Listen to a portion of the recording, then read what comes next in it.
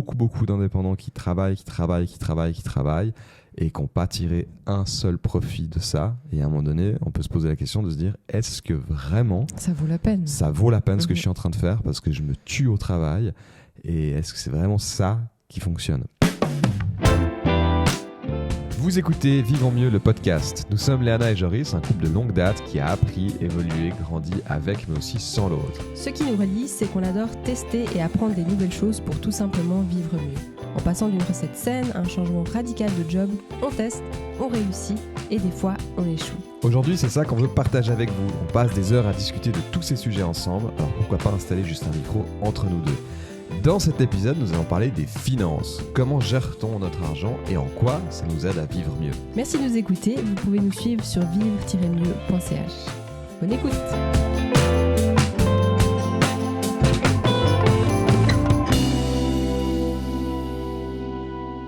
Donc, les finances, c'est, je pense, un des sujets que j'ai aimé et détesté en même temps. Je me souviens un temps où, bon maintenant c'est facile, mais à l'époque tu devais avoir une espèce de calculette où tu mettais ta carte dedans, puis tu avais un code que tu devais mettre, puis après tu pouvais, je sais pas, après enfin 5 minutes, tu pouvais enfin, et puis en plus tu perdais tout le temps la calculette, et puis enfin t'arrivais sur ton compte, et là tu te disais, il y aura quoi? Enfin je sais pas si toi t'avais ce même truc, mais moi je me souviens que je le faisais peut-être une fois par mois, par 2 mois, où je regardais mon compte, quoi. Ouais, moi je me souviens, c'était un peu au hasard et j'allais même pas sur internet, j'allais à la machine, je mettais ma carte dedans. Ah ouais. Et puis je faisais relevé de compte et puis je regardais combien j'avais. Et c'est vrai que je trouvais que c'était pas facile d'évaluer combien je gagnais. Même, je me souviens même qu'il y a des fois où j'ai oublié de regarder qu'on m'avait payé. Puis il y a des choses qu'on m'a jamais payées, quoi. Ah ouais. Parce que j'ai pas contrôlé, parce que j'avais pas de bon système pour ça, quoi. Mais je trouve qu'on n'apprend pas forcément à avoir une bonne relation justement avec ouais, de ouf. L'argent et à gérer. C'est cool quand t'en as, c'est pas cool quand t'en as pas. Et du coup moi je me souviens à l'école, j'étais en Valais à l'école, en école obligatoire, et on avait eu un cours de comptabilité. Je sais pas si toi t'avais eu ça dans le canton de Vaud. Moi j'ai fait l'option économie en plus, donc Mais quoi, ça au gymnase ou? Non, à l'école. À l'école, ah ouais, vous aviez ça. Ben, en tout cas, nous, on avait eu c'était une période par semaine, la dernière année, je crois, où on faisait de la comptabilité. C'était atroce. Et pourtant, j'aime bien les maths, mais c'était atroce parce que tu comprenais rien. Tu savais pas pourquoi, tout d'un coup, il y a un truc qui est... Enfin, maintenant, avec le recul, oui, c'est assez logique, mais c'est tellement compliqué. Ouais, je trouve que t'enlèves c'est pas dans forcément un pour bien. mettre dans l'autre. Et t'es là, mais quoi? J'ai acheté un Mars, c'est bon. Vraiment, ça doit être dans un tableau Excel. Puis à la fin, tu regardes. Et tous les termes sont compliqués. Pourtant, on fait un peu de voile. Et franchement, la voile, tous les termes sont complexes. Je trouve que c'est la même chose en finance. Et puis, tu fais pas de la voile tous les jours. Comptabilité, ouais, particulièrement. Mais la comptabilité, t'en as besoin tous les jours, concrètement. Mais c'est vrai que moi, quand tu me parles de finances, enfin, plus maintenant, justement, mais c'est vraiment le sujet où tu dis, oh, c'est chiant. Enfin, c'est vraiment... Mais littéralement, ouais. J'ai pas envie de m'en occuper. Je sais que c'est important d'avoir de l'argent, mais faut pas en avoir trop non plus, parce qu'avoir trop d'argent, bah, ça monte à la tête. C'est un peu les... Il y a toujours quelqu'un qui sait mieux que toi, ouais. Les oui-dire. Et puis après, bah, le gérer, ben, ça c'est vraiment... En tout cas, c'est le sentiment que j'avais il y a pas si longtemps.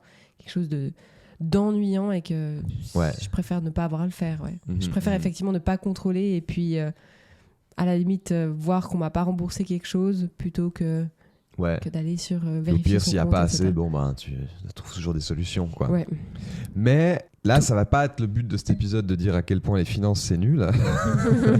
C'est plutôt d'expliquer en quoi c'est important et à quel point en fait ça aide littéralement à vivre mieux que d'avoir une bonne gestion des finances. Comment est-ce qu'on fait ce lien entre finances et vivre mieux? C'est ça. Pourquoi cet épisode dans un podcast qui s'appelle Vivons mieux? Oui, c'est ça, parce que finalement, alors, dans mon cas, quand j'ai commencé, on va expliquer après un peu les méthodes qu'on utilise, mais on va juste déjà commencer par dire à quel point ça change la vie. Le fait d'avoir une gestion de finances qui est adaptée à nous, parce il y a plusieurs façons de gérer son argent. Chacun a sa façon de faire. Que ce soit la grand-mère avec ses enveloppes où elle sort toutes les semaines l'argent puis qu'elle met dans ces différentes enveloppes, qu'à quelqu'un qui a un système de comptabilité hyper complexe. Et tout fonctionne et chacun peut trouver en fait sa façon de faire. Mais ce qui se passe, c'est quand c'est bien rodé et ça marche bien, on se retrouve au stade où il y a de l'argent pour différentes choses qui se passent dans l'année. On veut partir en vacances, il y a de l'argent pour ça, ou il n'y en a pas, mais on peut s'arranger en fait à avoir de l'argent pour différentes choses parce qu'on l'a bien épargné, on a un système qui nous a permis de le faire. Oui, et ça, peu importe notre revenu au final. C'est ça. C'est ça qui est intéressant à dire, c'est pas si tu as beaucoup d'argent ou si tu as... c'est pas si tu as beaucoup d'argent que tu peux épargner, mais un système d'épargne, un système de gestion de finances, ça fonctionne avec tous les budgets. Après, forcément, tu pourras moins épargner si tu gagnes moins, mais tu peux quand même, voilà, comme tu dis, avoir toujours un quelque chose dans chaque enveloppe. Et alors, sans faire... sans vendre la surconsommation... Ça fait du bien de s'acheter quelquefois un truc. Comme moi, pour un peu situer, je suis plutôt quelqu'un qui a du mal à acheter. Je suis assez économe à la base par, je sais pas, mes parents. Enfin, voilà, je sais que j'avais pas ce que je voulais tout de suite. Il fallait travailler fallait en tout cas faire quelque chose qui faisait que je pouvais mériter mon premier vélo, ma première guitare, enfin tout ça. Et sur le moment, c'est un peu, tu te dis, ouais, mon pote, il l'a eu sans rien faire. Moi, j'ai dû couper du bois tout l'hiver. Mais avec le recul, tu te dis, c'était une bonne façon de faire parce que ça t'explique un tout petit peu que chaque chose est une résultante d'un travail que tu fournis. Ouais. Et donc voilà, tout ça pour dire que j'ai pas forcément de la facilité à acheter quelque chose et je suis plutôt économe. Et ce que ça m'a aidé d'avoir un système en place qui fonctionne, c'est que je sais que j'ai de l'argent qui est pour de la dépense. Alors ça ne va pas pour autant dire que je vais acheter tout et n'importe quoi. Ouais, mais comme tu dis, ça peut aussi être simplement de te dire vraiment, il me reste de l'argent pour des trucs fun. Donc ça peut être m'acheter une Apple Watch, tout comme ça peut être me faire un meilleur resto ou quelque chose comme ça. Tu vois. Ou pouvoir prendre cette entrée au resto parce que ça te fait plaisir. Ouais, exactement. Ou prendre pas ces forcément popcorn quand la tu vas au cinéma, c'est cool. Ouais. Et en tout cas, moi, c'était plus comme ça. Toi, t'es aussi assez économe de base, t'achètes pas... ouais. Non, vraiment, j'ai pas tendance à... C'est vraiment que si j'ai besoin. Mais je pense que j'ai eu un peu ce même truc que toi, c'est que c'est pas parce que... Enfin, par exemple, un ordinateur, ça se mérite. Je sais pas, un ordinateur comme ça. Enfin, c'est comme ça que j'ai été aussi dressée, j'allais dire. Oula. Éduquée. Et ouais, je pense que ça vient de ma famille. On n'est pas dépensier.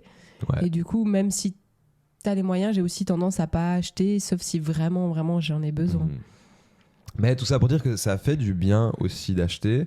Et d'avoir ce système m'a permis un tout petit peu d'être moins regardant tout le temps, parce que je sais que ça s'économise tout seul. Et du coup, il y a de l'argent qui est fait pour être utilisé.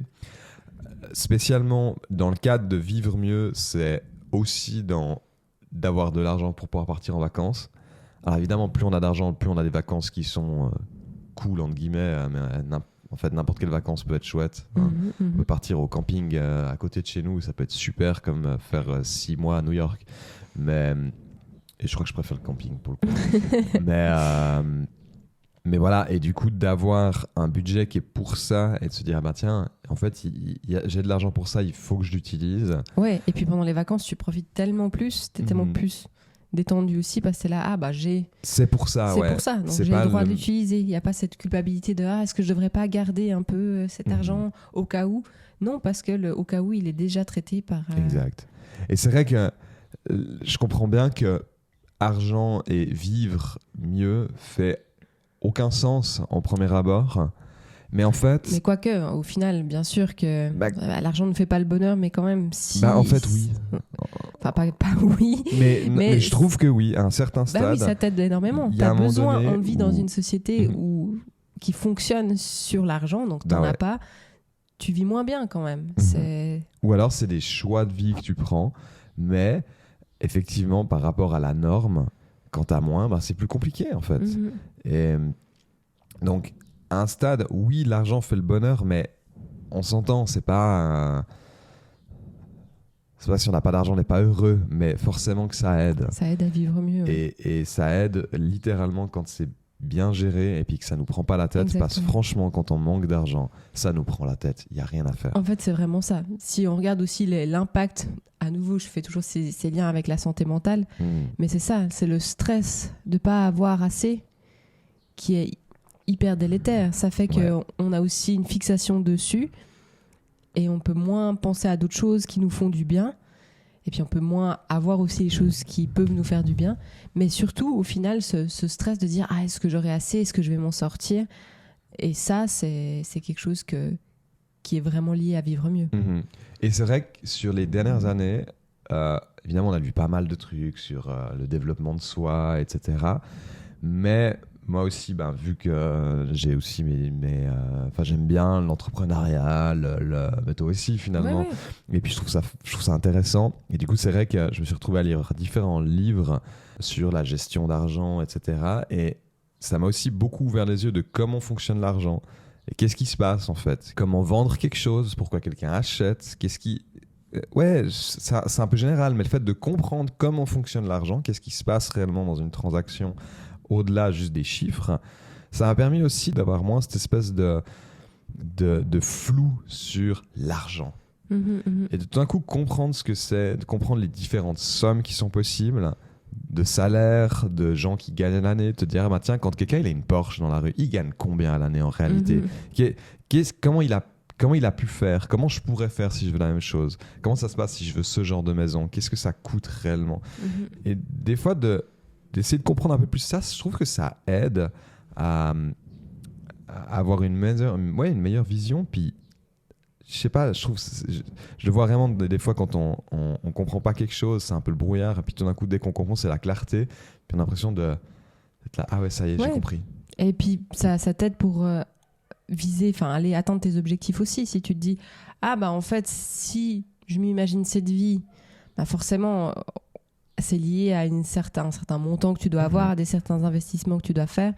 Donc, dès que tu comprends un peu combien c'est, tu peux aussi plus facilement planifier pour essayer d'atteindre ce but aussi, tu vois. Et je me souviens parce qu'évidemment que le développement de soi, développement personnel, il y a un peu toujours ce truc de quels sont tes rêves, etc. Puis, il y a des fois, c'est presque trop axé là-dessus, puis on oublie un tout petit peu mais comment tu vas y arriver dans 10 ans, dans 5 ans, dans 2 ans ?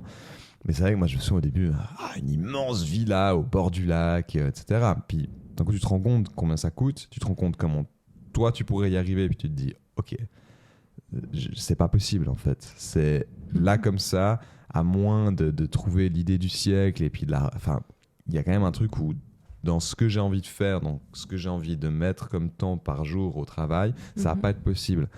Et ça fait du bien de se rendre compte de ça, et des fois certains rêves de dire ok, ça c'est vraiment un rêve, mais ça c'est un objectif. Et là-dedans forcément l'aspect financier il est là en fait. Oui. Donc voilà, je pense qu'on a assez expliqué à quel point c'était important. Alors il y a différentes façons de faire, je pense qu'on va présenter un peu celles qu'on utilise chacun. Toi, comment tu fais pour gérer ton argent ? Alors, la question à 100 balles. Comment je fais pour gérer mon argent ? Ce que je fais, c'est que quand je reçois mon salaire, tout de suite, en fait, je vais payer... Je fais juste un petit... Toi, t'es salarié, donc tu reçois la même chose chaque mois. Moi, je suis indépendant, comme ça, vous aurez un peu les deux... Il y a un peu une différence, effectivement. C'est pour ça que je pense qu'on a des systèmes un petit peu... qui sont similaires mais qui sont différents quand même. Donc moi effectivement je reçois un salaire tous les mois et du coup directement de ce salaire je vais payer tous les frais un peu qui sont obligatoires, où je sais que de toute façon mon argent va partir là-dedans à un moment donné dans le mois. Donc loyer. Exactement, la plupart du temps j'ai des ordres permanents. Et puis j'ai effectivement mon loyer qui part, j'ai l'assurance, j'ai les acomptes des impôts. Enfin, vraiment toutes ces choses un peu obligatoires qui partent. Et j'ai aussi l'épargne qui part tout de suite. C'est-à-dire que directement, dès que je reçois mon salaire, j'ai de l'argent qui part sur un compte épargne aussi. Parce que ça, c'est vrai que c'est quelque chose que je faisais pas au début et que je mettais ce qui me restait à la fin du mois sur mon compte épargne. Ouais. Et en fait, tu te rends compte que ça varie énormément. Alors que là, j'ai Quoi calculé qu'il se passe, une ça somme. part, ouais. Je me souviens plus comment j'ai fait, mais où j'ai calculé un peu mes frais obligatoires et puis j'ai calculé un pourcentage et ça part tous les mois. Du coup, tu fais quoi de cette épargne? C'est quelque chose que tu utilises ou pas? Alors, cette épargne qui part au début du mois, j'ai deux choses. J'ai vraiment un compte épargne, donc qui bouge pas, qui sert pas à grand chose en termes, on va dire, d'investissement. Et puis j'ai aussi une autre somme qui part dans je trouve jamais le mot.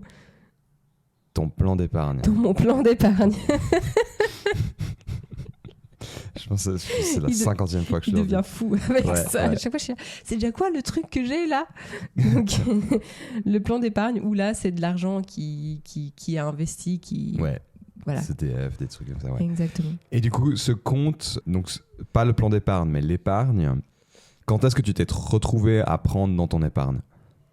Pour quelle occasion? J'allais dire jamais, mais c'est pas vrai parce que... Non, en vrai, il y a une seule fois où j'avais pris dans mon épargne, c'est quand j'étais encore étudiante et que j'avais fait un voyage en 2013 en Amérique. Ouais, ok. Et depuis, c'est un compte que j'ai pas touché. Donc c'est vraiment... C'est un compte de sécurité qui grandit et que tu sais que...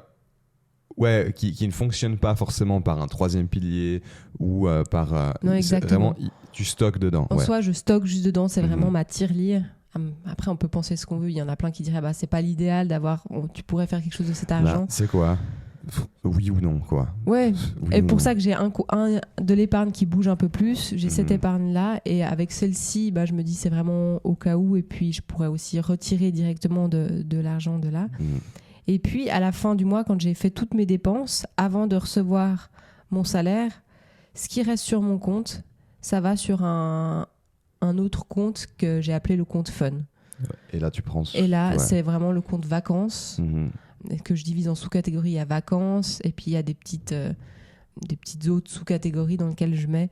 Ouais. Mais en gros, c'est vraiment, je me dis, tout ce qui me reste à la fin du mois que j'ai pas utilisé, ça part. Et puis, c'est réservé pour le fun.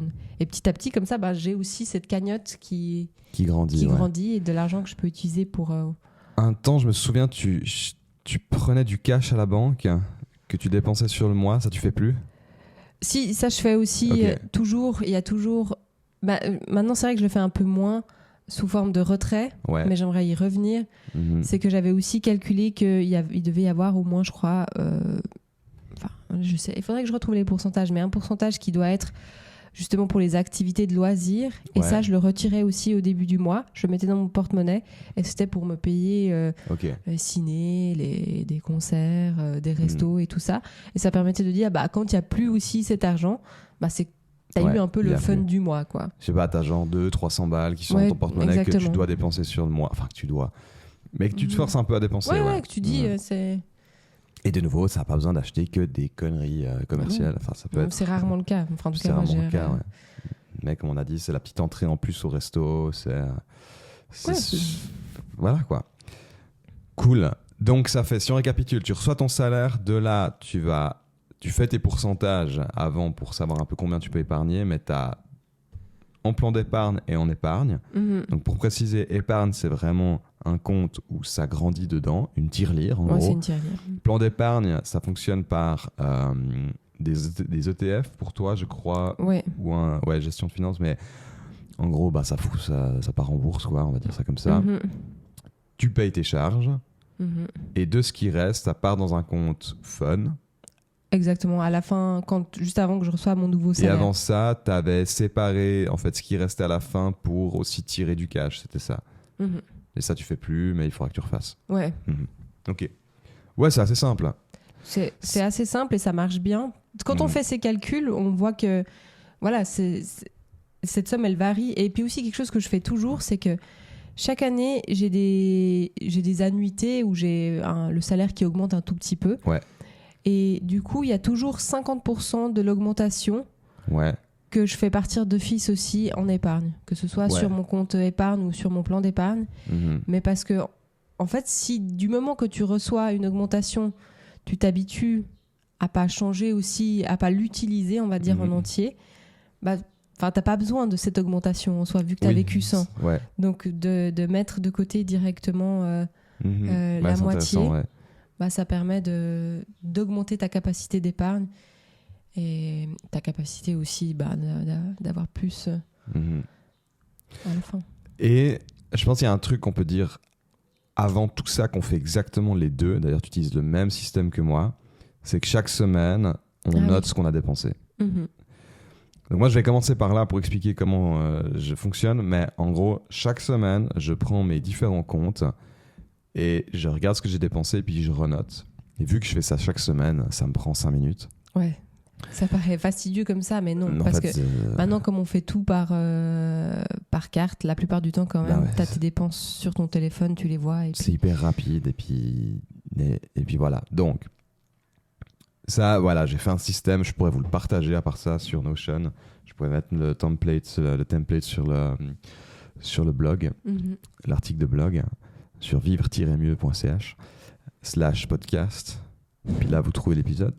Mais en gros, ça fait que je note chaque semaine, je note toutes mes dépenses et je me rends compte un peu de ce que j'ai dépensé.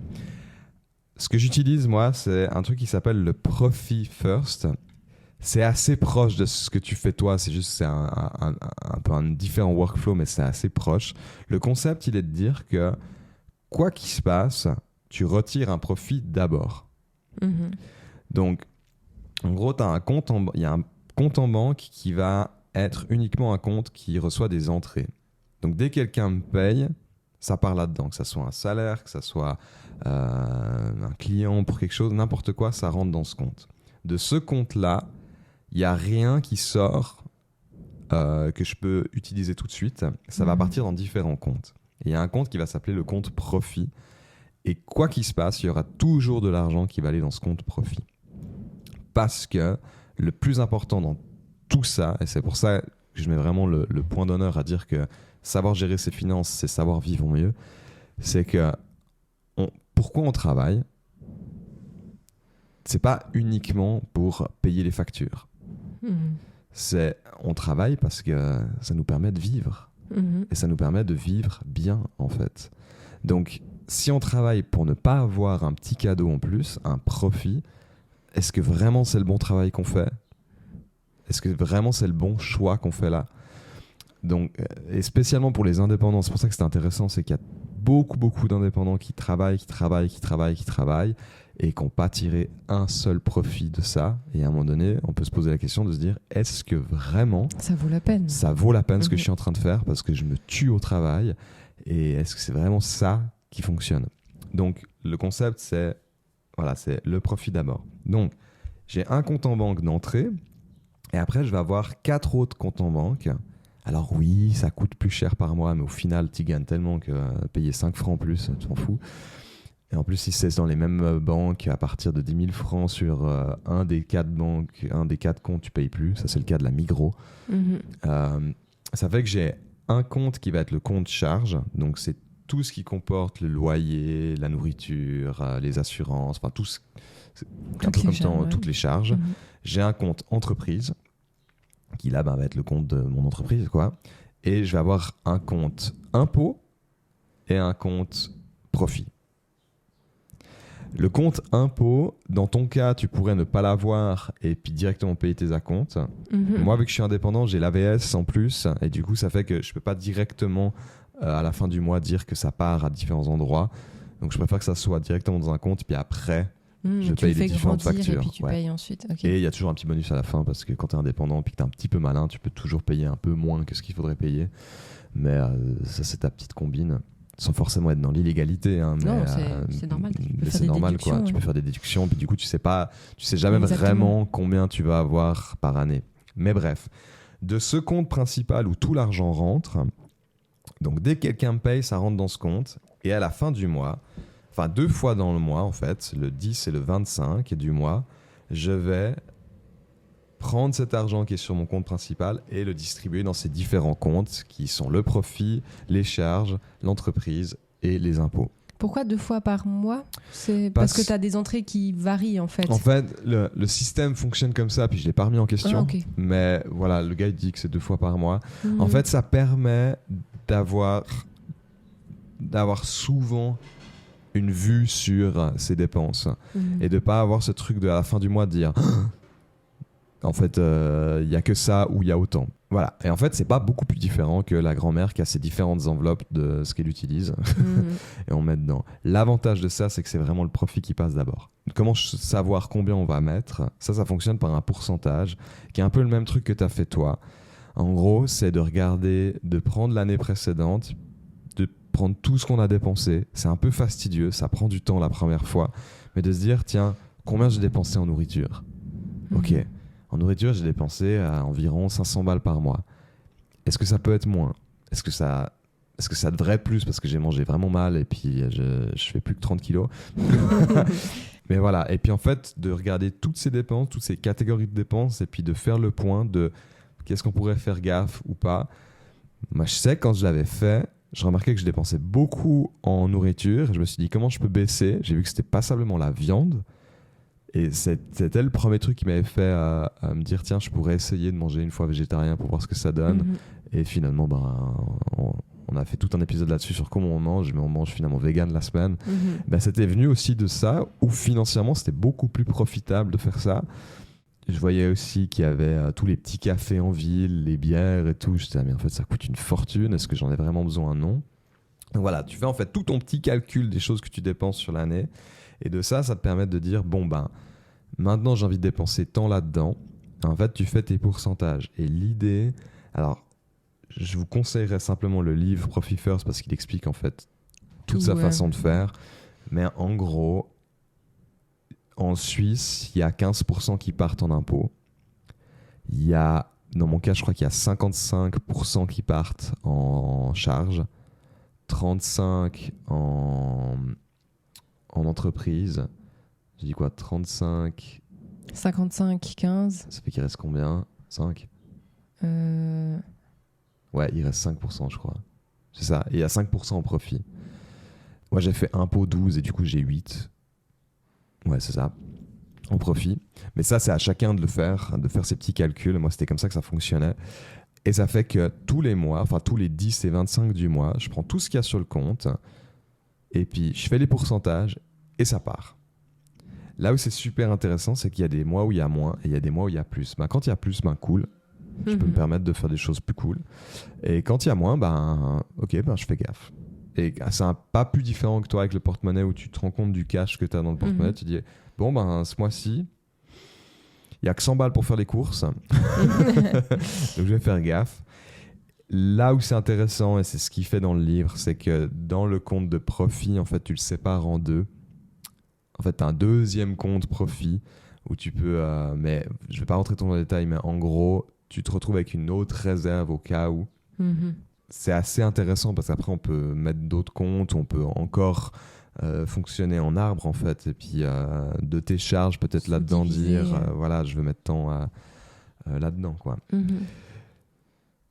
Voilà, ça a l'air un peu compliqué comme ça, mais en fait, c'est assez simple parce qu'on ne se pose pas beaucoup de questions du moment qu'on a fait les pourcentages, parce qu'après, c'est vraiment ce qu'il y a sur le compte. En fait, c'est plus à mettre en place. Dans le système, là, ce qui peut être un peu décourageant, c'est de se dire, mais je dois ouvrir combien de comptes ? Bon, après, à savoir qu'il y a aussi certaines banques qui permettent d'avoir des comptes et puis avec des sous-catégories. Ouais. Et j'imagine que tu peux aussi fonctionner comme ça ou t'aider de ça. Ce que je conseille, on ne fait pas la pub de cette banque, mais ce que je conseille, c'est une banque qui s'appelle Neon. Il y en a de plus en plus maintenant, mais c'est des banques... comment ils appellent ça Il y a un terme. Mais en gros, il n'y a pas de... je crois, banque en ligne, ouais. En gros, il n'y a pas de succursale, mais tu peux tirer 2 fois par mois de l'argent dedans. C'est assuré jusqu'à 100 000 balles, je crois, par Lensburg, qui est une autre banque. Bref, le gros avantage là-dessus, c'est qu'on peut faire des enveloppes dedans, des portefeuilles, je crois qu'ils appellent ça comme ça. Donc, tu peux avoir dans ton compte différents portefeuilles qui seraient vacances, prochain ordi, enfin, etc. Et on peut faire des ordres permanents chaque mois de ton compte principal qui vont dans ces sous-comptes. Et ça, déjà, c'est gratuit. Juste la banque en elle-même, c'est gratuit. Et ça, c'est un bon moyen d'économiser aussi. Ouais, c'est ça. Tout d'un coup, tu revas sur ton compte que tu as appelé vacances ou quoi, tu es là. Oh, là, moi, je me suis amusé à mettre 20 balles. Faut qu'on parte en vacances. Là, je me suis amusé à mettre 20 balles la première fois que j'ai ouvert ce truc. Et j'ai 20 balles depuis 4 ans qui partent dans un truc qui s'appelle vacances, alors que j'ai vraiment un compte vacances. C'est vacances bonus. En fait, la vraie réalité de l'épargne, c'est que c'est un peu tout le temps. Et c'est là où tu te rends compte, tout d'un coup, tu te dis ah. Ouais, c'est ça, c'est pas des grosses sommes, mais c'est en fait la régularité. La régularité qui fait qu'au final, tu arrives à économiser. C'est le fameux. C'est comme quand on te vendait quand les gens ils t'alpaguent dans la rue pour faire un don pour quelque chose. Puis tu te dis, ah, mais j'ai pas le temps, j'ai pas assez. Puis ils disent, mais 1 franc par jour pour vous, c'est combien? C'est beaucoup? Puis t'es là, non, c'est rien, 1 franc par jour. Bon, ça fait quand même 465 balles par année.